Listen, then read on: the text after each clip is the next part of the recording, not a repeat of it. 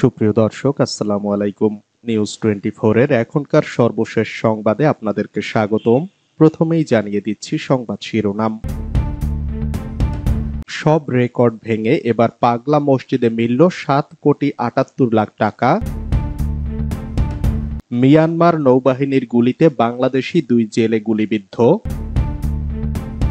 কোনো অপশক্তির অন্যায়ের কাছে যেন আমরা মাথা নত না করি, মন্তব্য ইসি আলমগীরের। নারায়ণগঞ্জে বকেয়া বেতনের দাবিতে বিক্ষোভ, শ্রমিক পুলিশ সংঘর্ষ। সাংবাদিকের উপর হামলা, উপজেলা আওয়ামী লীগের সভাপতি সহ গ্রেপ্তার 2। এতক্ষণ শুনছিলেন সংবাদ শিরোনাম। পুরো খবর পেতে ভিডিওটি শেষ পর্যন্ত দেখুন। সর্বশেষ সংবাদ পেতে চ্যানেলটি সাবস্ক্রাইব করুন। এবার বিস্তারিত। সব রেকর্ড ভেঙে এবার পাগলা মসজিদে মিলল 7,78,00,000 টাকা। কিশোরগঞ্জের পাগলা মসজিদের দানের পরিমাণ সব রেকর্ড ছাড়িয়ে গেছে। এবার দান বাক্স থেকে 7,78,67,537 টাকা পাওয়া গেছে। শনিবার রাত 1:45টার দিকে টাকা গণনা কার্যক্রম শেষ হয়। সকাল 8টায় খোলা হয় মসজিদের 9টি দান বাক্স বা সিন্দুক। টাকা গুনতে টানা প্রায় 18 ঘন্টা সময় লাগে। এবারের মতো এত বিপুল পরিমাণ টাকা দান বাক্সে কখনো পাওয়া যায়নি। সাধারণত 3 মাস পর পাগলা মসজিদের সিন্দুক খোলার রীতি রয়েছে, তবে এবার 4 মাস 10 দিন পর খোলা হয়েছে। এ কারণে টাকার পরিমাণ বেশি হয়েছে বলে সংশ্লিষ্টরা মনে করছেন। এর আগে গত 9 ডিসেম্বর খোলা হয়েছিল দান বাক্সগুলো। তখন পাওয়া যায় সর্বোচ্চ 6,32,51,423 টাকা। মিয়ানমার নৌবাহিনীর গুলিতে বাংলাদেশি 2 জেলে গুলিবিদ্ধ। সাগরে মাছ শিকার শেষে ফেরার পথে কক্সবাজারের টেকনাফের নাফ নদে মিয়ানমার নৌবাহিনীর গুলিতে 2 জেলে গুলিবিদ্ধ হয়েছেন। আজ রোববার বেলা 11টার দিকে টেকনাফ শাহপুরীর দ্বীপে নাইক্ষংদিয়া স্থল নাফ নদে এ ঘটনা ঘটে। গুলিবিদ্ধ 2 জেলে হলেন টেকনাফের শাহপুরীর দ্বীপ দক্ষিণপাড়া এলাকার মোহাম্মদ সিদ্দিকের ছেলে মোহাম্মদ ফারুক ও মাঝের ডেইল এলাকার আলী আহমেদের ছেলে মোহাম্মদ ইসমাইল। গুলিবিদ্ধ জেলেরা সাগরে মাছ ধরা শেষে নাফ নদ দিয়ে তীরে ফিরছিলেন। এসব তথ্য নিশ্চিত করে টেকনাফ শাহপুরীর দ্বীপের ইউপি সদস্য আব্দুল মান্নান সমকালকে বলেন, প্রবাসী মোহাম্মদ সিদ্দিকের মালিকানাধীন ট্রলারে গত 4 দিন আগে মাছ শিকারে যান কয়েকজন জেলে। মাছ শিকার শেষে আজ রোববার ফেরার পথে শাহপুরীর দ্বীপে নাইক্ষংদিয়া এলাকায় ট্রলারটি ধাওয়া করে নৌবাহিনীর সদস্যরা। পরে তাদের উপর গুলিবর্ষণ করলে 2 জেলে গুলিবিদ্ধ হন। তাদের মধ্যে একজনের অবস্থা আশঙ্কাজনক হওয়ায় কক্সবাজার সদর হাসপাতালে পাঠানো হয়েছে। কোনো অপশক্তির অন্যায়ের কাছে যেন আমরা মাথা নত না করি, মন্তব্য ইসি আলমগীরের। নির্বাচন কমিশনার আলমগীর বলেছেন, উপজেলা নির্বাচনগুলো যেন শান্তিপূর্ণ হতে পারে সেজন্য আমাদের আইন শৃঙ্খলা রক্ষাকারী বাহিনী, আমাদের প্রশাসন এবং অন্যান্য বিভাগ ব্যবস্থা নিয়েছে। আমরা একটা সুষ্ঠু, শান্তিপূর্ণ ও নিরপেক্ষ নির্বাচন চাই। রবিবার নারায়ণগঞ্জ জেলা প্রশাসনের সম্মেলন কক্ষে উপজেলা নির্বাচন উপলক্ষে জেলার রিটার্নিং অফিসার, সহকারী রিটার্নিং অফিসার, আইন শৃঙ্খলা রক্ষাকারী বাহিনীর স্থানীয় কর্তৃপক্ষ ও নির্বাচন সংশ্লিষ্ট ব্যক্তিবর্গের সাথে মতবিনিময় সভা শেষে সাংবাদিক একথা বলেন।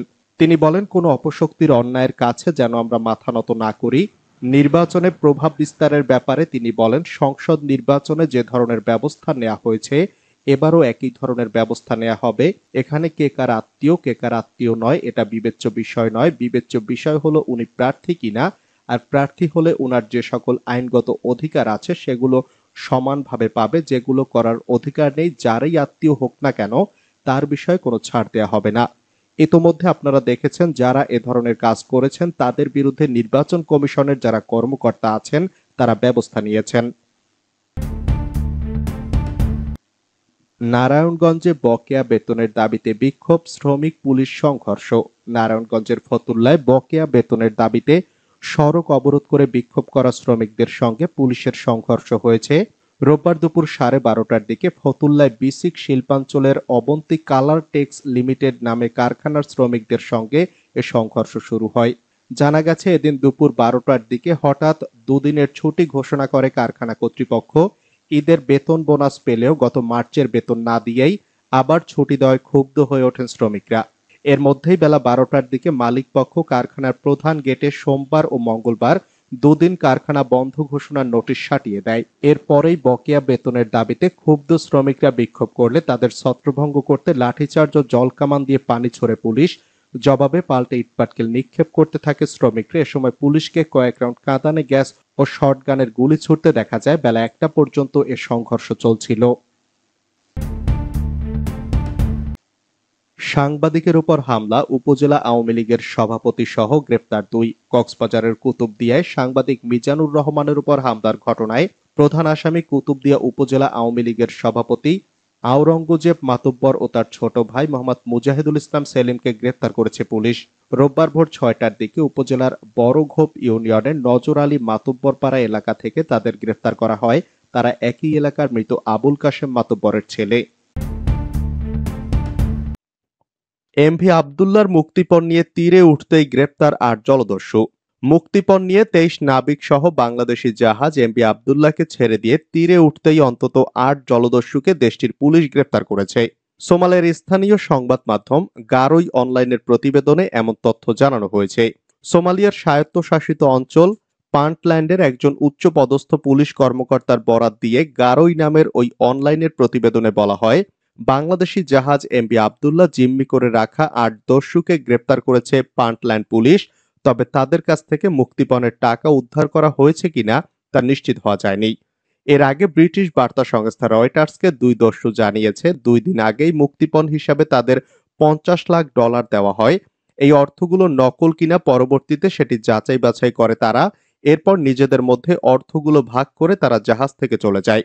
মুক্তিপণের মাধ্যমে জাহাজ ছাড়িয়ে নেয়ার বিষয়টি দস্যুদের আরও জাহাজ ছিনতাইয়ে উদ্বুদ্ধ করতে পারে বলে শঙ্কা প্রকাশ করেছেন পান্টল্যান্ডের আর এক পুলিশ কর্মকর্তা। এদিকে গত 3 মাস ধরে ভারত মহাসাগরে সোমালি জলদস্যুদের তৎপরতা বৃদ্ধি পেয়েছে।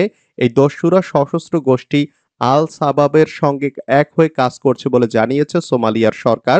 দস্যুতা বন্ধ করতে দস্যুদের গ্রেপ্তার এবং তাদের বিচারের মুখোমুখি করা হচ্ছে। ইসরায়েলে নজিরবিহীন হামলা চালালো ইরান। প্রতিশোধ নিতে ইসরায়েলে নজিরবিহীন হামলা চালিয়েছে ইরান। শনিবার দিবাগত রাতে ভয়াবহ হামলা চালায় ইরান। ফলে রাতটি ইসরায়েলিদের কাছে আতঙ্কের রাতে পরিণত হয়। বিভিন্ন স্থানে বিস্ফোরণ হয়।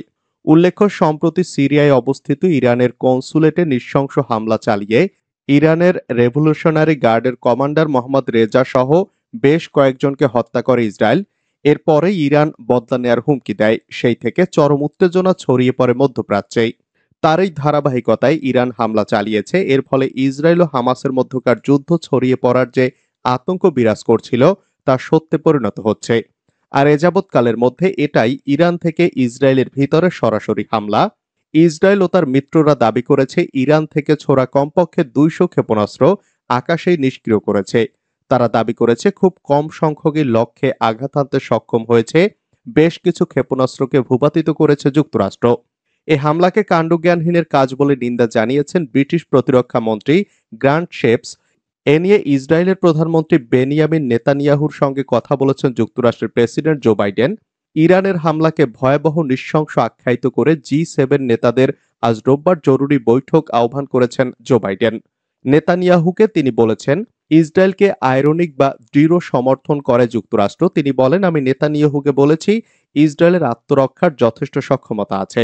ইরানের হামলার কঠোর নিন্দা জানিয়েছে জার্মানি। তেহরানকে তারা সতর্ক করে বলেছে এই হামলা আঞ্চলিক যুদ্ধের ঝুঁকি সৃষ্টি করবে। এই হামলাকে জার্মানি দায়িত্বজ্ঞানহীন ও অযৌক্তিক বলে আখ্যায়িত করেছে। সালথায় আওয়ামী লীগের 2 গ্রুপের সংঘর্ষে আহত 30। ফরিদপুরের সালথায় প্রভাব বিস্তার নিয়ে আওয়ামী লীগের 2 গ্রুপের দফায় দফায় সংঘর্ষে প্রায় 30 জন আহত হন। এদের 20 জন হাসপাতালে ভর্তি। এ সময় বাড়িঘর ভাঙচুর ও লুটপাট করা হয়। শনিবার বিকেলে মাঝারদিয়া গ্রামে এ ঘটনার খবর পেয়ে পুলিশ ঘটনাস্থলে পৌঁছে শর্টগানের ফাঁকা গুলি ছুড়ে পরিস্থিতি নিয়ন্ত্রণে আনে। ব্যাংকে হামলা, কেএনএফ এর আরো 4 সদস্য কারাগারে। বান্দরবনের রুমা উপজেলার সোনালী ব্যাংকে সন্ত্রাসী হামলায় জড়িত থাকার অভিযোগে আরো 4 জনকে কারাগারে পাঠিয়েছেন আদালত। রবিবার দুপুরে জেলা চিফ জুডিশিয়াল ম্যাজিস্ট্রেট আদালতের senior judicial magistrate ASM Emran তাদের কারাগারে পাঠানোর নির্দেশ দেন। এ নিয়ে রুমা ও থানচি উপজেলায় 3টি ব্যাংকের সন্ত্রাসী হামলার ঘটনায় জড়িত থাকার অভিযোগে মোট 62 জনকে কারাগারে পাঠানো হলো। এদের মধ্যে 18 জন নারী রয়েছে।